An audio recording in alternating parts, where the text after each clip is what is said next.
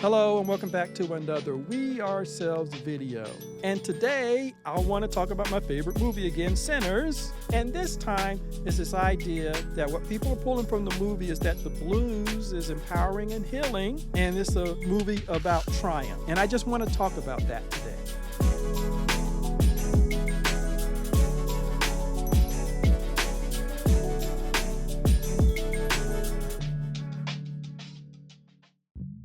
Once again, I have to start by saying that it's a good movie. It has its problems, but there are some good things in there. The cinematography is fantastic. The music is excellent. As I said, there's a transition scene in there from the first time we see the vampires when we transition back to the cousins. The music, the visuals, fantastic. One of the best transitions I've seen in a movie in a while.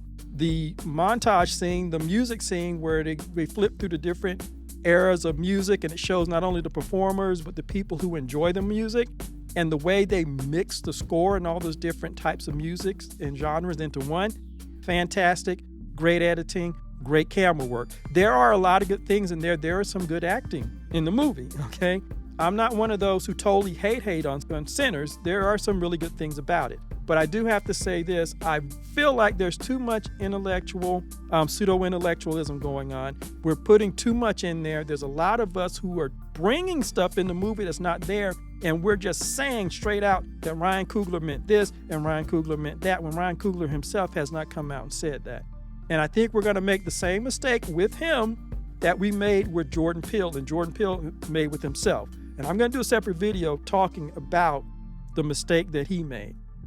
But right now, I just want to talk about one thing about Sinners that I've seen, and that's namely that the blues, as shown to us in the film, it can heal us and uplift us, and that this movie is a movie about liberation or triumph. And it's like, no, it's not.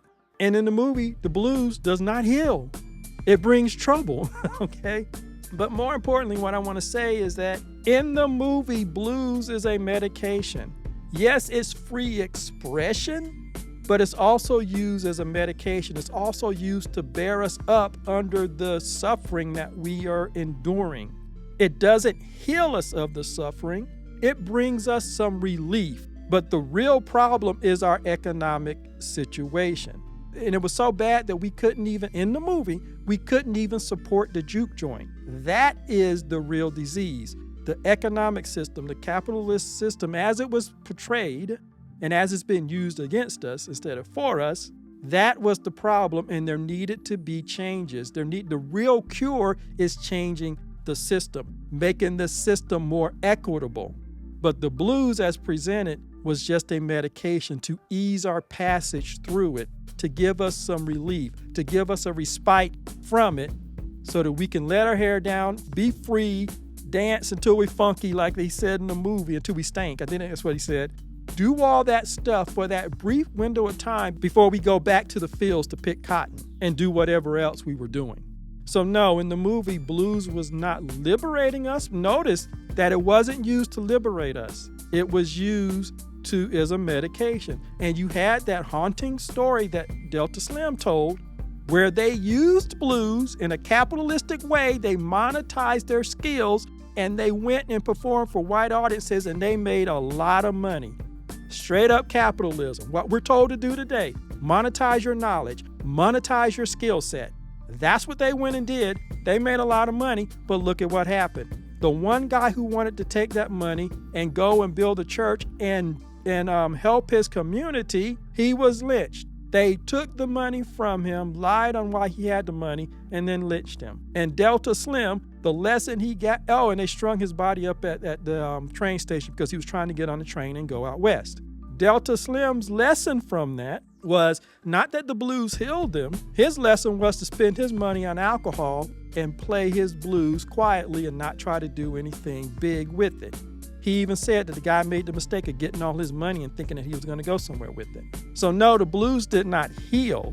It medicates, or in some cases, it brings in the danger. It drew the vampire. You have the example of Sammy's dad telling him that if you play that blues music, you're going to invite the devil in and you're going to bring the devil home with you. It's ironic, though, again, not mentioned in this movie, and I don't see people mentioning it. I saw one person mention the connection between blues and gospel music. the founder, the grandfather of gospel music, Dorsey, was a blues player, and he took the blues style and he brought it to the church. Okay. And that was the form. That's how black gospel started. Probably started first by taking existing hymns and stuff and bluesing them up. And then later you got original compositions. But it started with somebody taking the blues and bringing it into church. Funny, I don't hear a lot of people talking about that. If you want to talk about a form of blues to heal, then maybe taking blues and adding it to the church service, maybe then you're talking about a type of music that actually started to heal people. But even then, did it really heal? Or was church just like the juke joint? We go every week so that we can let all our emotions out. All our bottled up emotions that we can't let out in front of the person that owns the store or the person who owns the plantation. We come there, the good ones come there to church and let it out with singing and hollering and dancing around and being filled with the Holy Spirit. But the ones that are over there at the juke joint, they're getting drunk and dancing and kicking up spirits and stuff, which we saw in the movie. Both are, by the way, both are supernatural. You're both dealing with non-physical things. One, you're dealing with the Holy Spirit. Over here, you're dealing with whatever kind of spirit you're stirring up with your stomping and stuff. Amazing how close that is. But that's a whole nother video for another time. But maybe that would be the one over there, the church would be healing, whereas the one over at juke joint, you might be getting into fights and stuff like that. Again, both of them are us, whether it's through a religious venue or through a more secular venue. We're letting off our steam. We're not healing, we're medicating ourselves. Because the real healing comes to making the system more equitable. Politics, which isn't in this film. So I just wanted to come and just say that no, in the film, the blues did not heal. And nobody was liberated. Everybody died except for Sammy. And even he, after he gets out and all these decades later, he's sitting there looking back on that day and saying that was the best day of his life. Not a day that transformed his life. Not a day that made his life different. Those would have been fine. He's like, no, that was the best day of his life. Really? Jim Crow South? Where your cousins were killed? And they didn't even go into the ramifications of all these white men laying dead outside of this place that was just bought by a black man, and where they probably know there was a juke joint going on. Even in today's world, they would have tried to interview everybody that was there that night. But they just kind of gloss over that. Any kind of retribution and witch hunt that would have came out of there. Not to mention all the black folks that died and white folks that died when they burnt up when the sun came up. All of that's just kind of like, But Sammy's thinking back on the day that all his friends and his cousins, everybody died. That's the best day of his life. Jim Crow. Okay. But anyway, that's another video for another time. I just really wanted to say that no, in this movie, blues does not heal. It's a medication. It's a respite. It's a momentary free expression where we get all emotions and all the tensions and stuff out through the music before we have to take a deep breath and go back into that crap the next day or on Monday. It reminds me of a Chris Rock comedy bit where he talks about how when the weekend comes and you have white people to go and do all of this mountain climbing and diving and all of this stuff, whereas for black people, the weekend is just enough time for us to catch our breath before we have to go back into the crap the next week. That's what the blues was in this movie.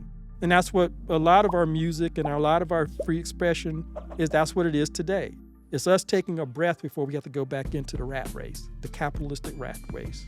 So anyway, I just wanted to come and just talk about that because I see a lot of people talking about how this movie was about liberation stuff. No, it wasn't. Nobody was liberated. The system beat them down all the way through this movie. Even with the last cousin, he gets killed when they come to take the barn from him after they've already taken his cash. So this movie wasn't about triumph and maybe free expression, but even that free expression was coming at a cost.